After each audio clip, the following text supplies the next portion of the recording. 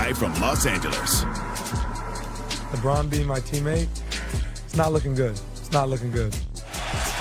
So 28 teams left in the running then. Coming up here on NBA Today, every Odyssey has a final chapter. Is LeBron finally going to write his this week? We check in with our Shams Charania, plus all the ins and outs, the ripple effects of the Luguentz Dort trade, what it means for Atlanta, what's next for Oklahoma City.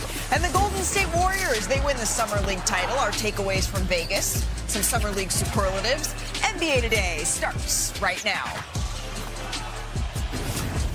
And still, we wait. LeBron's looming decision. We enter day 20 for those of us keeping track of the future Hall of Famers free agency. So let's check in with our senior NBA insider, Shams Charania. Shams, happy Monday to you. Thank you so much for joining us. When, my friend, can we expect a decision from LeBron? Look, we're on week 4 now, I believe, and everyone in the NBA is waiting on LeBron's decision, his choice now. And I spoke to Rich Paul, his longtime agent, this morning. And Rich Paul made it clear to me that the choice is LeBron James's right now. It's up to him on a choice of which team he wants to play for. All of the information is in. The teams are set. Everyone's made their moves.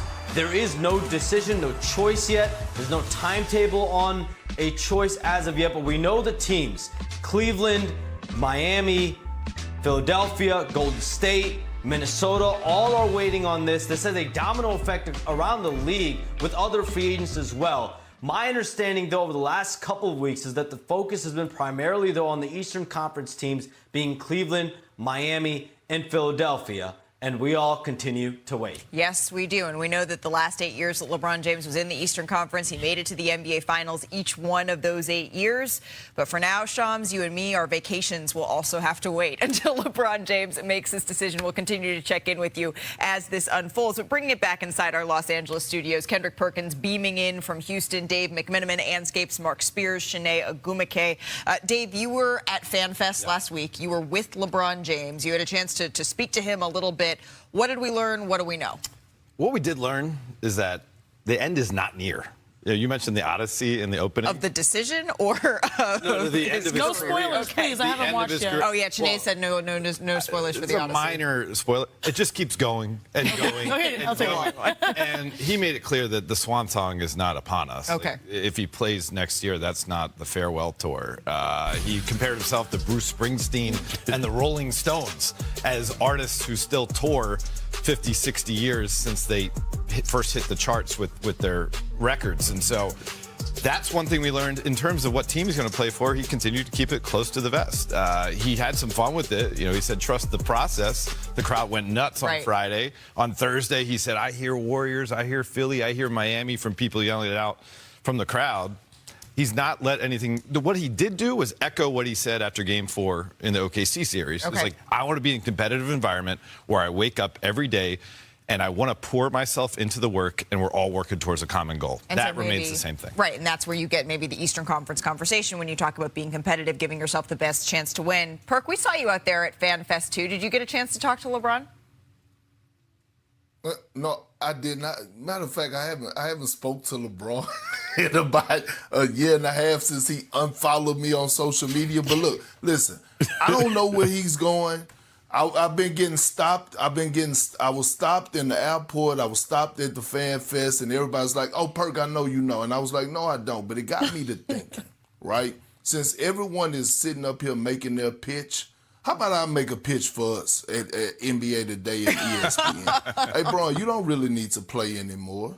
You don't need to play anymore. You're really good at breaking down the game. You have a high IQ for the game of basketball. And I'm pretty sure that over here at the worldwide leader, the Mouse, we could pay you more than vet minimum. You know what I'm saying? We could pay you more than vet minimum. How about you go ahead and close this chapter of your career and start your new one? We're waiting on you, my brother. You see what Tom Brady is doing? All GOATs have the transition of doing something great and moving on. Maybe the time is now. Well, Perk, you might be still blocked on social media by LeBron. I did say hello, and it was nice to see him. But I also saw James Harden when I was hosting the Fanatics Fest stream, and I was like, James, what's your pitch? Because you are at the top of the list. A lot of people feel like Cleveland could be an opportunity. And he said, basically in different words, I'm paraphrasing, what's understood need not be explained. Cleveland is home. You don't even need to pitch him. He understands what the circumstances are. But also, when James came, he knew what the expectation was. The one word he said that people were like, hold on, wait a minute. He said, I'm going somewhere to win a championship. That was pre-LeBron James. Now, you add potentially LeBron James to the mix there. I think that's the expectation. You can compete. You're in the Eastern Conference. But most importantly, as James Harden said, I am home. So, you know, reading into the tea leaves here or there. But we'll see where the chips fall. Well, shoot, you got a bag at FanFest. Kurt got a bag at FanFest. Dave was at FanFest. I didn't get a bag. Me and Malika was in L.A. Malika probably could have got a bag at FanFest, too, but she was busy. I ain't get nothing. But what I did hear is one NBA head coach, and this is Dave, I'm sorry, this is just the latest whatever I've heard. Yeah. Said Philly, Cleveland, or Golden State is what they heard. And that's what I heard, the latest thing, which means nothing. It's nothing or everything to one of those teams if they end up with it. Mark, everyone's having these same conversations. Yeah. You know, the Rich Paul, LeBron James, they control the information, and my understanding, they're not giving too much to anyone right now. And so we're all just trying to figure out what basic instincts, conjecture, other conversations, what it all means. Dave, at what point do you think teams just say, like, you know what, we can't wait anymore, we got to start making moves? I mean, didn't Golden State, I mean, this is no offense to Al Horford, but didn't Golden State wait until like October for Al Horford last year? Like, teams could wait that long. I hope it doesn't, but I think teams would wait. Process. And Dave, I want to ask you this, because I'm getting the same energy and the same vibes that Shams just said about Rich Paul. It's like, you know, usually Rich Paul has a pretty big influence in the decision making when it comes to anything that LeBron James does. I think at this point, well, I believe I know that Rich Paul don't know. I believe that Rich Paul is literally waiting on LeBron, and I think LeBron really, honestly, hadn't made a decision. I think he may have taken a step forward, and then all of a sudden he had to rethink things, or he got another voice note. But we're back here again on the start of a new week on a Monday, and I honestly could sit up here and say that LeBron James probably hasn't made a decision yet on where he want to go, and Rich Paul don't even know. Can you agree to that? I mean, Perk, I talked to Rich on Friday, and the way he described it to me was that there are no perfect options. And so obviously that means there are still many strong possibilities. But, you know, my response to Rich was like, nothing in life is perfect. And so he's got to figure out what it's going to be for the end. Now I'm curious, because all of us, with the exception of Mark and Malika, we're pounding the pavement in New York at, you know, Fanatics Fest. And in our multiple conversations, there was one team that kind of had some momentum that was a little bit surprising to me, because I would say a week ago it was clearly Cleveland. You're saying Miami. I'm saying Miami. So, Perk, don't you feel like Miami, amongst conversations, came up like, oh, don't sleep on them? Because when you look at the basketball of it all, he has probably the greatest opportunity to make an impact if he's playing the 1, the 2, or 3 where he normally feasts. Whereas these other teams, he's going to have to slot in with more so of a stacked backcourt, per se. Did you hear Miami? Because that was, like, kind of emerging for me. I hear that Miami is at the top of the list, but I will say this. If LeBron James does pick Miami or is considering Miami, I know Pat Riley, D-Wade, Udonis Haslem, Eric Spoelstra, those guys are not the ones that's going to get it done. I don't know if Giannis has picked up the phone to call LeBron yet, or if he's planning on doing it. But we're at the point where I feel like the heavy hitters from each organization, Steph Curry, Donovan Mitchell, Giannis, obviously we didn't heard reports already from the Warriors, from Steph. Those guys are the ones. And if Miami wants some real motion, Giannis already done his press conference, so he's there. He has to pick up the damn phone. That's what LeBron James wants. He want to hear from Giannis Antetokounmpo. He said we're waiting on one more. He want to hear from the top dog. He did hint at about this before we started the show. If you think of all the teams, or like, you know, the finalists, right, of all the players on all those teams, who would be the best single teammate that LeBron could team up with right now? And you'd probably say Giannis, 31 years old, 2-time MVP, and plays both ends. And obviously he's had some injury stuff. And Steph is an all-time great, but Steph's 5 years older than Giannis is. Sure. So Best fit? It seems like the best fit might be Minnesota, but it seems like that when we're looking at the Eastern Conference. Should we do it? Should we make a proclamation right here, right now? Are we going to continue? Should we say right now, we're not going to lead the show with LeBron until a decision has been made? Should we do it? Should we do it? I mean, you can do it. Say it. Your show, not mine. I think we're at that point, guys. Let's get emotion, Perk. Let's get to Vegas. Is that what you're saying? Speaking of motion, which top draft pick impressed the most? We're going to have our takeaways from Summer League, highlights from the Warriors title run. Plus, one team can't lose. We got a superstar that couldn't miss and a vet who blew the roof off in Atlanta. JC. We've got our W weekend recap for you on deck. And as we await LeBron's decision, the man behind the most iconic sports interview we've seen with LeBron James, the Hall of Famer Jim Gray, he's going to join us as NBA Today rolls on. Do it. We're doing it. Welcome back to NBA Today. Well, we did have some action over the weekend. A core piece of the Thunder's 2025 championship team on the move. All defensive wing Lu Dort going to Atlanta. This is part of a 3-team deal that sends 3 second-round picks to Oklahoma City. The Mavericks will get a 2024, the number 1 pick, Zachary Risachet. And then they're sending Ryan Nembhard to the Hawks as well. Remember, Dort originally joined Oklahoma City as an undrafted free agent. He was the longest tenured member of the team. So let's say hello to our front office insider, Vegas Summer League party animal, Bobby Marks, who is finally back home and spending his off day with us. Bobby, thank you so much. Let's start with Oklahoma City here, because Lu Dort is really the latest piece from the title team to get moved here. Why exactly did they make this trade? Well, it's financially motivated, Malika here. And Sam Presti, their head of basketball operations, did something rare yesterday. He talked with the Oklahoma newspaper there and addressed that. Sam only talks before the season and after the season. And when you look at the Lu Dort trade, it saves them nearly $100 million in luxury tax savings. Their payroll has gone down from roughly $570 to $320 million.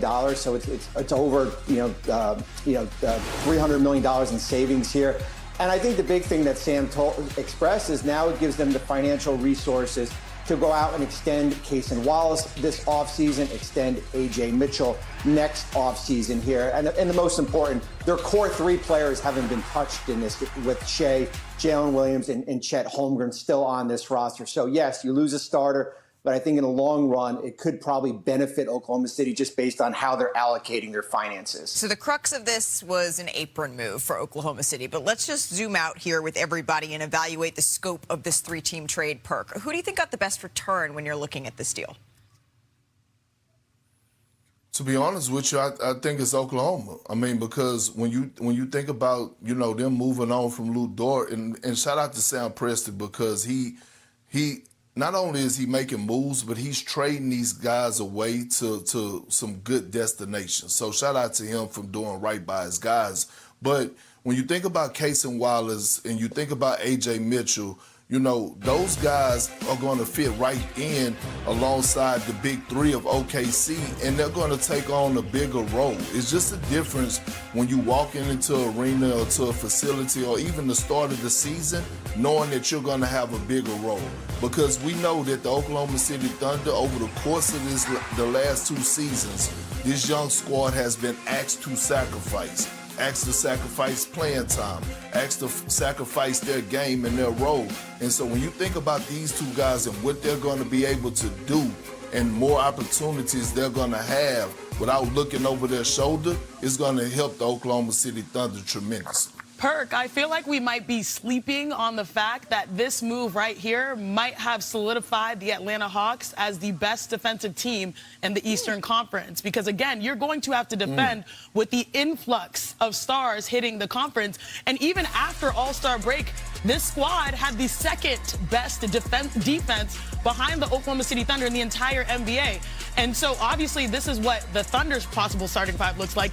But on the other side, the depth chart, particularly for the Atlanta Hawks, These are some solid defensive dudes. Yeah. Dyson Daniels, second-team all-defense. Jalen Johnson, a two-way type of guy. Now you add into the fold. And NAW, coming off of a great improved year. Now you add Lu Dort, who is known for the Dortcher chamber.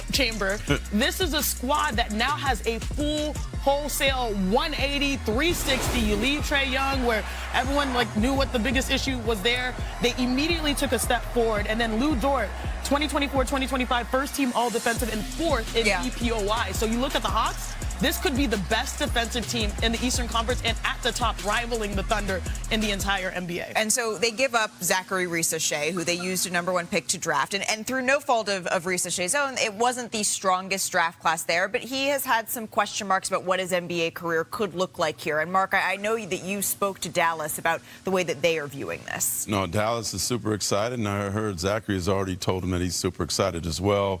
You're talking about a guy that Masai Ujiri always goes after, players with length, athletic. Zach can shoot threes, very low risk. I mean, as Bobby put out, they didn't really give up much for him. And Masai said that he wants to add players to Cooper Flagg that could help him develop, and now you're adding somebody about the same age. Not much financially, well, from NBA standards, $13 million. Right. A lot to gain here. I think it's a great move by Dallas under the circumstances to add a young player who started 73 games 2 years ago. At the core of this, though, is Oklahoma City, right? A championship team trying to keep their championship core together and try to figure out how they can add another one. So what's the biggest question mark you think that's left, Bobby, for OKC? Well, I think the Case and Wallace extension is the big thing. I think he's extension eligible right up until the last day of the offseason, and what's the number going to be. I think, Malik, it's a lesson about the second apron, right? The second apron basically has taught us that you have to prioritize what is of value. And I'm not saying that Lu Dort wasn't a value of Oklahoma City, but when you have these two young players on low-cost contracts that are eventually going to get expensive, that's where your priority is right now. But Oklahoma City is not going anywhere, even with trading Lu Dort in this deal. Yeah, there's a lot of questions right now about the second apron, and Adam Silver's essentially said that it's being used as intended. It's working as intended, even as we see stars taking less than what they could with a Victor Wembanyama, previously Jalen Brunson, to allow for extensions of other stars. This is what the league intended with this rule, and this is the second apron at work. Bobby, you're free from Vegas. You're free from the show. Go enjoy the rest of your day. We appreciate the time, my friend. Sinead, let's get to some action around the WNBA. We got a busy weekend. Starting with a career high from Caitlin Clark here. Clark was dominant in this game. This is the fourth quarter. The Fever down 6. Clark crosses up the defender. Slicing and dicing. Analytics dream. Layups and threes. The danger of Caitlin Clark is that she can do this against any team. She's the ultimate heat check. And then all tied here at 101. Is that my girl? Oh, that was, I saw that play. Oh, yeah, this was a foul. This was a hotly contested play. Well, but what they're saying is they're getting it done on both sides. So the same score here. Caitlin Clark creates some space, launches. That's her side of the flow. By the way, that caps off 45-10. First ever 40-10 game in W history. Hello. And Caitlin Clark is saying, I am her. Let's check in on the Valkyries. They're unstoppable. Well, they are the squad from 1 to 12. This team, anytime, I say it a million times, the best environment in the WNBA. Ball Holla. They be balling. Ball Holla. You like it, Mark? Was alive here as Williams. We talk a lot about the defensive prowess. Yeah, she could be Defensive Player of the Year in the WNBA. But 18 points there for her as well. And then the Sky and Dream here. This was a game. One of my favorite teammates, a game winner, someone that deserves more consideration. She does it on both ends. Oh, Canada. Getting it done. Atlanta went on to win this one. 93-91. And then here. Oh, no look. Just Wings. Miss triple-double this season, y'all. I'm loving this highlight. Hello. Paige Beckers. Best look she got all 25 year. points in this one. All right. Still in the fourth quarter. This was a little bit of a tough moment. Nneka, Paige collide hard there. They both go down to the floor. But later, after this play, we did see both of them eventually get up under their own power. They shared a hug and embrace. Agumike finished the game. Paige Beckers ended the night there. And then the Dallas Wings PR. And now he has another decision to make, but it was 16 years ago that LeBron made the decision, capital T, capital D, at a Boys and Girls Club in Greenwich, Connecticut. 13 million people were captivated, watched, waited, hung on to every word. And award-winning journalist Jim Gray, who conducted that 2010 interview, he joins us now. Jim, I really appreciate you taking the time. Malika, great to be with you. It's funny to watch that footage back. I remember exactly where I was as a young NBA fan, but you were actually in the room as the biggest free agency decision that the sport has seen in that format took place. What do you remember? What memories stand out? Well, I just remember the enormity of the moment, and I remember how pensive and how thoughtful LeBron was, Maverick Carter, everybody connected. So you could tell that things were going to be a little bit different. I intentionally did not want to know what exactly it was that he was going to do because I didn't want to be the one who would slip on television, Malika, and say it before LeBron had his chance. So I did not know what the outcome was, but I could just tell that there was something different in the air because there was trepidation.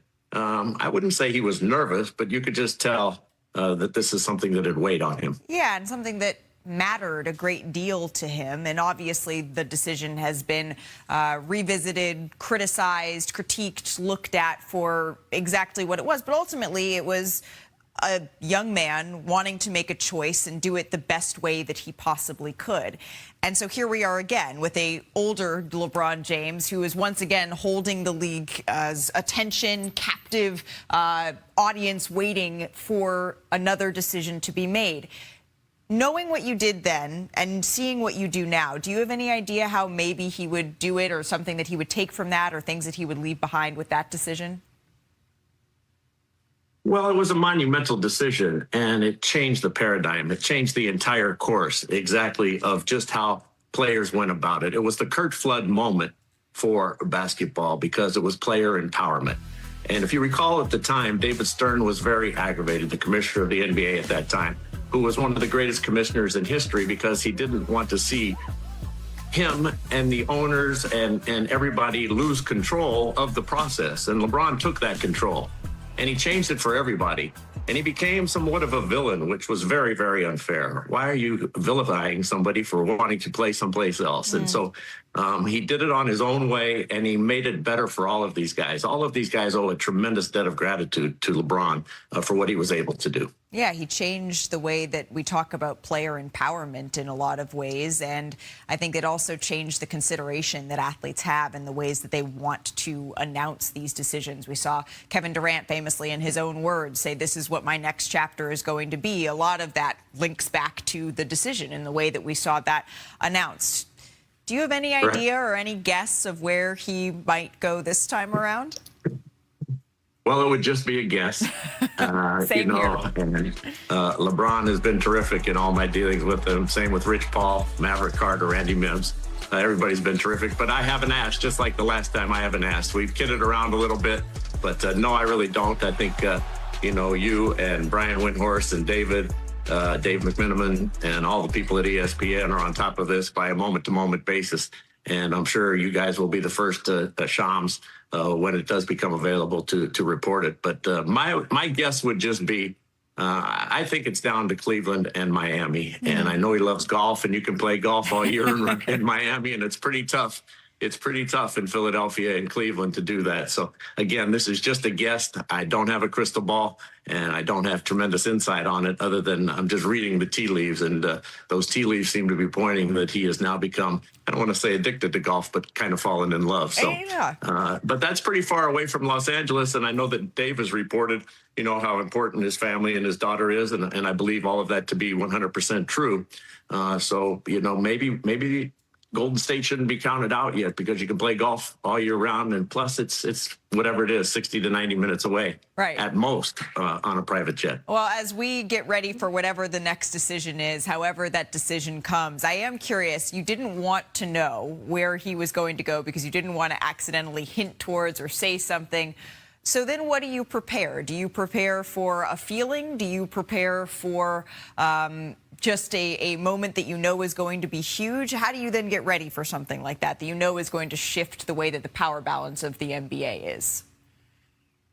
You just listen. And when I was growing up, I was a videotape editor, and I used to sit in my videotape edit booth when they were converting from film to videotape. And every night I would listen to Johnny Carson and Ted Koppel, and they could listen, think, and react all in the blink of an eye. And I said, if you can do that, if you're prepared enough to be able to have all the information, then you'll be able to do something in this business. So I just wanted to listen to LeBron that night, hear what he was saying, and go from there. I mean, we all have all the information in front of us. So I was just trying to hear be at my best of being able to listen, and then take into account the feelings of the people in Cleveland, the people in Miami, the NBA players, and all the constituents that web that is woven. You have to take everybody into account. So that's how I did it in that instance, and have tried to do it all the time. Well, Jim, I could listen to your stories, your memories of the decision all day. I really appreciate you taking a little bit of time here. Anytime, Malika. You're doing great. Congratulations on Wimbledon, and love watching you on the NBA. I appreciate that so very much, and I'm going to heed your advice. For now, we listen, and we wait as LeBron James approaches 20 days of this decision-making around this free agency. We've been in a little bit of a state of limbo on what could be the final decision of LeBron's career, and we've officially waited for this one longer than we did the previous 3 instances combined, but it could be the last one. And so something like that is incredibly special and worth the wait. Kendrick Perkins, Dave McMenamin, or David, as Jim Gray calls James Gray. Yeah, exactly. Perk, you were in the league when the decision happened. What do you remember from that? Well, I was part of the decision, Malika. You know what I mean? That decision don't happen if the Boston Celtics are not around. You got to remember, we forced LeBron James into leaving Cleveland. We broke up that happy home and had him take his talents to South Beach. Now, at the end of the day, he made the right decision, because one thing I will say, Paul, Ray, KG, they did somewhat start that big 3 thing. And so LeBron James is saying, you know what? Hey, if y'all doing it, it's okay for us to do it. And so, again, we all sat around, we watched it. But to be honest, I was shocked when I found out that he was going to Miami. That was the last place I thought he would have went. And then all of a sudden, with Bosh going there as well, long teaming up with Wade, it was it was crazy. It was crazy. We didn't get scared, but we definitely knew that the next couple of years was going to be hell and high water. Perk, you're selling yourself short talking about the big 3. I saw a big 4. I saw Kendrick Perkins out there completing that big 4 in Boston.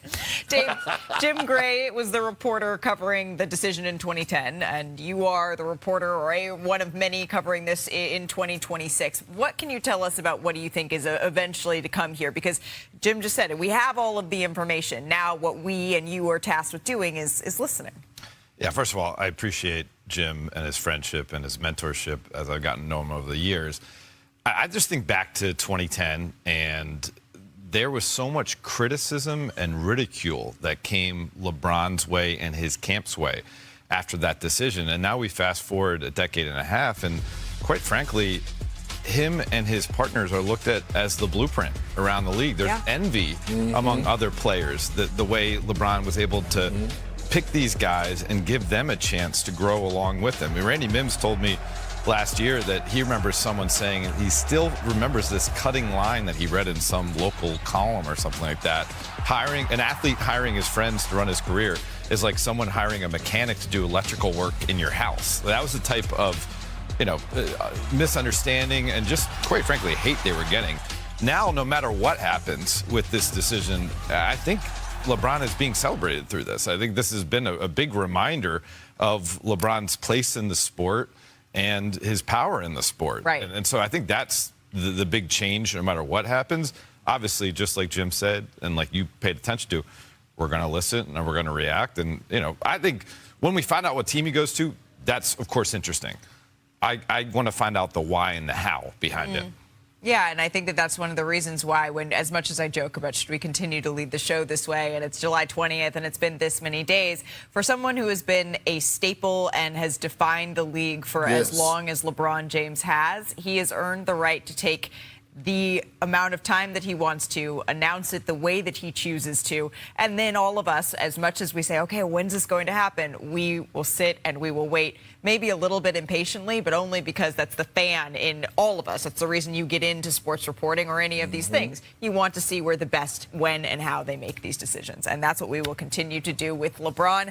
And just kidding, but they aren't the only reigning champions today, at least after the Summer League title game in Vegas between the Warriors and the Grizzlies summer squads here with those rings on the line. The Grizzlies today, they were up by 12 in the fourth quarter. Not anymore. Grizzlies up by 7. Ken Boozer going to work on Yaxel. That's a grown man back down. I love the stars on both of these squads. Hello. Nice little follow. Lendeborg misses, gets the third attempt to go. So some relentless hustle there. And then Mark, the Warriors down 1. Lendeborg showing his range. For the 11th pick, I mean, if we redrafted, where would he go now? I think they want to keep him there if they're Golden State. Lendeborg working inside. A little midi. 7-0 run for Lendeborg, and the Warriors up 4 now. So 47 seconds to go is where we pick this up. The Grizzlies down 1. Boozer drives. Just misses there. Corralled again by Lendeborg. But it looks like the ball, it was stripped, but the timeout was granted here. Can we see that one? See that one again? He's got a great summer league coach. He called that timeout. Look at that. Oop, I don't know. Oh, maybe not. Under 20 seconds. Last chance here for Memphis. Down 1. Cedric Coward finds Boozer. Wide open 3. Oh, they're down 1. Oh, can't quite cash it, though. Off the mark. Lendeborg, 21 points, 10 rebounds. He wins Summer League MVP. Here's Yaxel Lendeborg. And their butts got tight, man. They puckered up, you know what I mean? So, I mean, some of us are built for the moment, some aren't, you know what I'm saying? So, when you get those opportunities like that and you go attack the moment, then you know you belong in that moment. So, I mean, just our spirit, our will, our like, desire to not lose is pretty much what helped us out that day. That was quite the assessment of his opponent there. Yaxel Lendeborg, he did win, of course, the NCAA tournament with Michigan, and now he's won the Vegas Summer League title as well. So a heck of a run for him. He joins Davion Mitchell. That happened in 2021 as the only players to win both in the same year, for those wondering. And that is officially a league. So we thought we would hand out some Summer League superlatives for this rookie class here. Kendrick Perkins, what rookie do you think is the most NBA ready after what we saw in Vegas?